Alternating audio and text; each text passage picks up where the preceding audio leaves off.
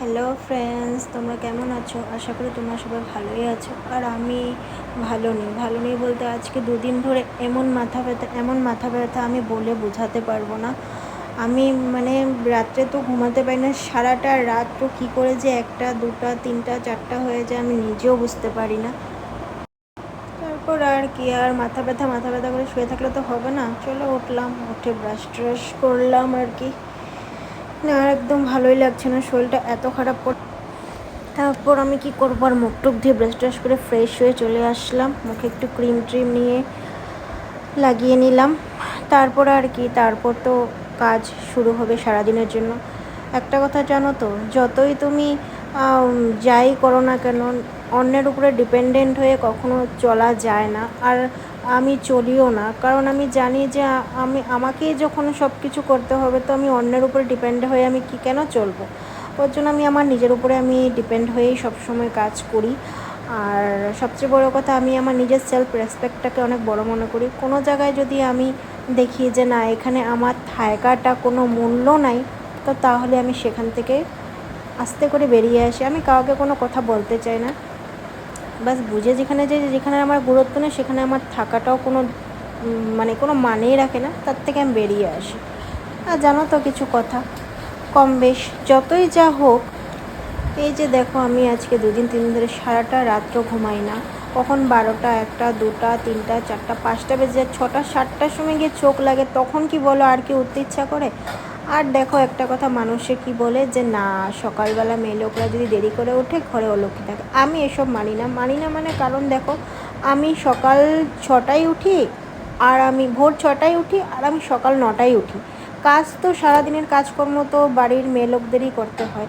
আর দেখো, ঘুমের থেকে ওঠে বিছানার থেকে 2টা পাও যখন নাকি তুমি মাটিতে রাখবে, মাটিতে রাখার সঙ্গে সঙ্গে হাতে কি নিতে হবে, আমাদের ব্রাশটা করার আগে আমাদের হাতে আগে ঝাড়ুটা নিতে হয়, কারণ ঘর ঝাড় দিতে হয়, বারান্দা ঝাড় দিতে হয়। আর এই ঝাড়ুকে নাকি সবাই বলে, ঝাড়ু দেখে কোনো কাজে গেলে নাকি যাত্রা ভালো হয় না। আমি তাতে একটুকু মানি না। যদি যাত্রাই ভালো না হয়, তাহলে ধনতেরসের দিন, মা লক্ষ্মীর পূজার দিন কেন ঝাড়ু সবাই কিনে? নিশ্চয়ই লক্ষ্মীর জন্যই ঝাড়ুটা কিনে। আর এইসব ঘরে সংসারের কাজ কর্ম, রান্না বাড়া, খাওয়ালা, সংসারের প্রতিটা কাজ আমরা লক্ষ্মীভাবেই পালন করি। আর লক্ষ্মীর মনে করেই আমরা সব কিছু করি। ঝাড়ুটাকে পা লাগলে আমরা নমস্কার করি, তাহলে এই ঝাড়ুটাকে দেখে যদি কোনো কাজে যাই, শুভ কাজে, তাহলে কেন মানুষ এত নেগেটিভ কথা বলে যে এটা দেখে গেলে নাকি যাত্রা খারাপ হয়? আমি বিশ্বাস করি না, আমি মানি না। আর নেগেটিভিটিগুলিকে আমি সবসময় একটু হাইড করে রাখারই চেষ্টা করি। তোমরাও হাইড করেই রাখবে। জীবনে যদি আগে চলতে হয়, সবসময় কখনোই নেগেটিভগুলোকে তোমরা আনহাইড করে চলবে না, সবসময় হাইড করেই চলবে। আর কিছু কিছু মানুষ তো আছেই, তাদেরকে একেবারেই হাইড করার চেষ্টা করবে। আমি কারো থেকে, হ্যাঁ, কিছু কিছু মানুষ বলতে না, সবাই মানুষ, কিছু কিছু সবার মধ্যেও কিছু কিছু পড়ে যারা নাকি কাউকে দেখে কিছু ইন্সপায়ার হয়। হ্যাঁ, ভালো কিছু তো কারোর থেকে কেউ ইন্সপায়ার হতেই পারে, তাতে কোনো বড় কথা না। কিন্তু তাই বলে যে ছোটো খাটো সব কিছুই যে অন্যেরটা দেখে আমি ইন্সপায়ার হবো, তাহলে তো জীবনে আমি কখনো কোনো দিন নিজের ডিপেন্ডেন্ট আমি কখনো চলতেই পারবো না। আমার একটাই সব কিছু থাকবে যে না, ও যেটা করবে আমি এটা করব, ওরটা দেখে দেখে আমি করব। তাহলে তুমি নিজে কোথার থেকে ইন্সপায়ার হলে? তুমি তো কারোটা দেখে শিখে তুমি ইন্সপায়ার হলে।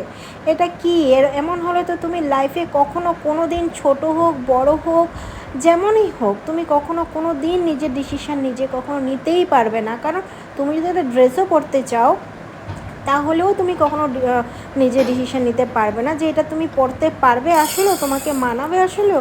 তুমি ওই যে অন্যের উপরে ইন্সপায়ার করে চলো, অন্যকে দেখে তুমি শিখো সব কিছু। আরে কেন? নিজেও শেখো না, কিছু নিজের শেখাটা দরকার। যেটা নিজের মনের থেকে করবে না, আজকে এটা করবে, দেখবে কালকে তোমার ব্রেনে আরেকটা কথা চলে আসবে যে আমি এই কাজটা করি, আমি একটু আগ বাড়তে পারবো। কিন্তু কারোটা দেখে ইন্সপায়ার হওয়া সবসময়, হ্যাঁ, কিছু কিছু জিনিস তো হতেই হবে কাউকে দেখে ইন্সপায়ার, এটা ভালো কথা। কিন্তু প্রতিটা কাজ, প্রতিটা কর্ম, প্রতিটা যে কোনো কিছু যদি তুমি অন্যের থেকে ইন্সপায়ার হয়ে চলো, এটা তো আমি কি বলবো, তবে তোমাকে ব্রেনটা দিয়েছে কেন ভগবান? তো সেটাই, এমনই কিছু আমার সঙ্গে ঘটনা ঘটে যায়। বলতে না চাইলেও আর কি মুখ দিয়ে বের হয়ে যায় কিছু কিছু কথা।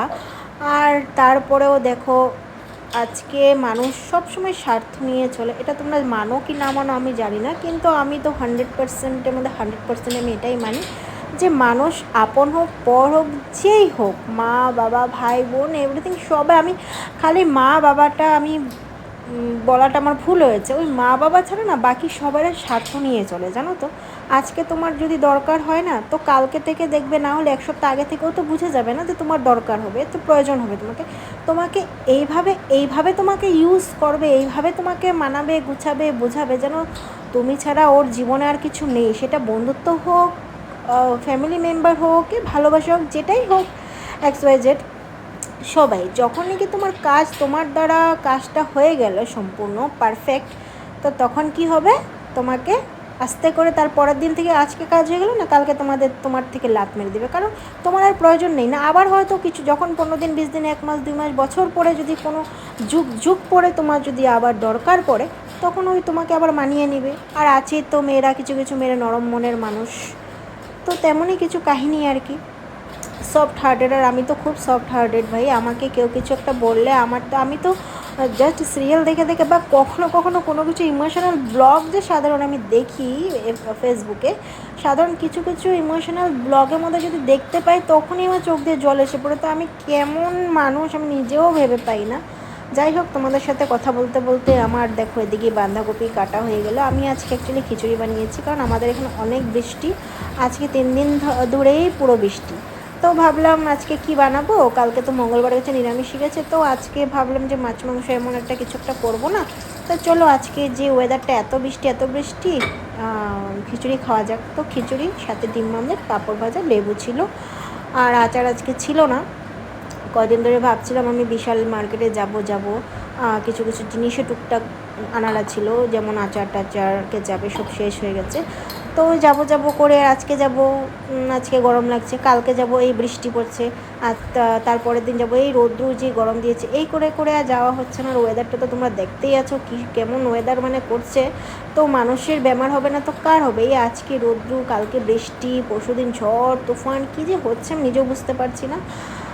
অ্যাকচুয়ালি না একদম মানে ঘরে থেকে থেকে থেকে না মাথাটা মানে একদম আমার পুরো গেছে। এখন মনে হচ্ছে যে কোথাও একটু যাই, গিয়ে একটু ঘুরে টুরে আসি, মাইন্ডটাকে একটু ফ্রেশ করে আসি, কিন্তু যাবো কোথায় বলো তো, যাওয়ার তো কোনো জায়গায় আমি দেখছি না। আর এই আমার এই লোকাল জায়গাতে আর কত ঘুরবো, কত ঘোরাফেরা করব।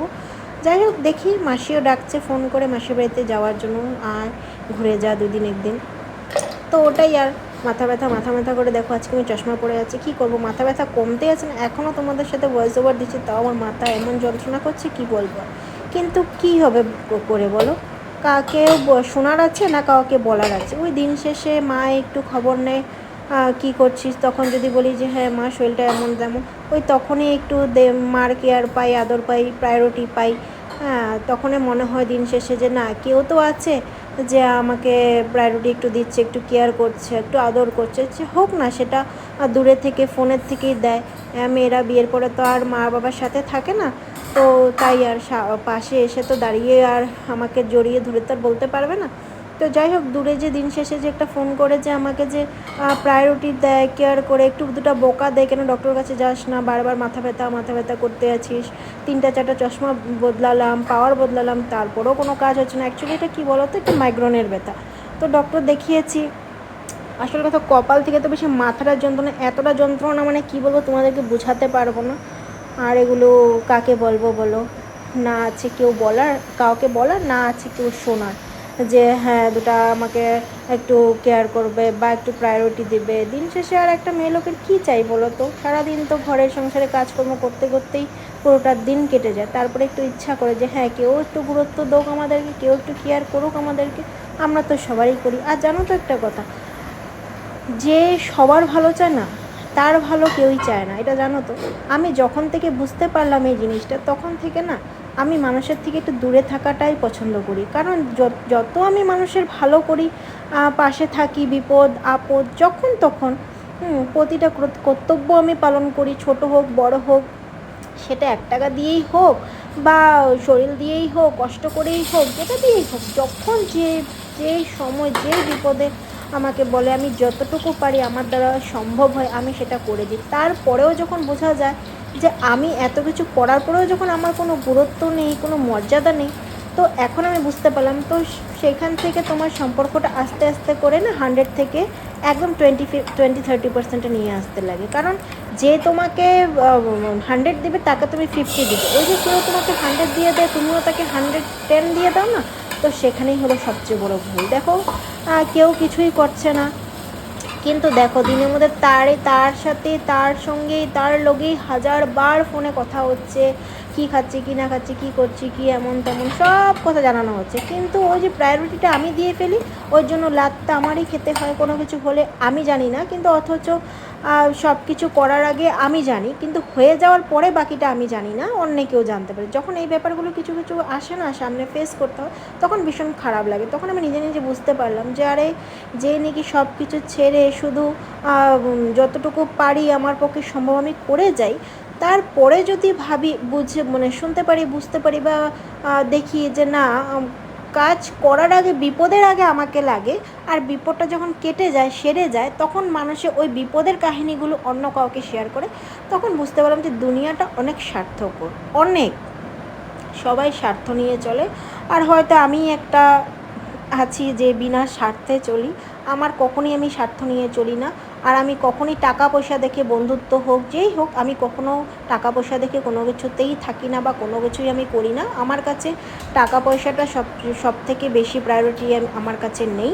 আমার কাছে হলো ভালোবাসা, গুরুত্ব, কেয়ার, বন্ধুত্ব, এসব আমি প্রায়োরিটিটা একটু বেশি মনে করি। আর দেখো আমি যতটুকু আমি জানি যে আমি আমার ওপর ডিপেন্ড হয়ে আমি চলি। আমি যদি, হ্যাঁ বলতে পারো যে আমি বাইরে গিয়ে কোনো কাজ করি না, কিন্তু ঘরে থেকে আমি নিজে কিছু পার্সোনাল যদি কোনো কাজ করতে পারি, হ্যাঁ, তো ওটা থেকে আমি 2 টাকা ইনকাম করি। হ্যাঁ, যা করার আছে আমি ওই টাকা দিয়ে আমি নিজেরটা নিজে চলি। হ্যাঁ, আমি জোর গলায় বলতে পারবো আমি দুটো ভালো ড্রেস পরি বা আমি সাজি গাজি, হ্যাঁ, সবটা আমাকে দিয়েই আমিই করি। হ্যাঁ, মানুষে বলতে পারে, আমাকে বলে যে আমি ঘুম থেকে দেরি করে উঠি। হ্যাঁ, ঘুম থেকে দেরি করে উঠে বলেই তো তা তো না যে আমি ঘরটাকে হেগে টেগে রেখে দিব, খাওয়া অর্ডার দিয়ে এনে বাড়িতে খাবো, পুজো পাঠ এসব কোনো কিছু নেই, তেমন তো কিছু না। হ্যাঁ, হতে পারে আমি 6টায় না উঠে 9টায় উঠি,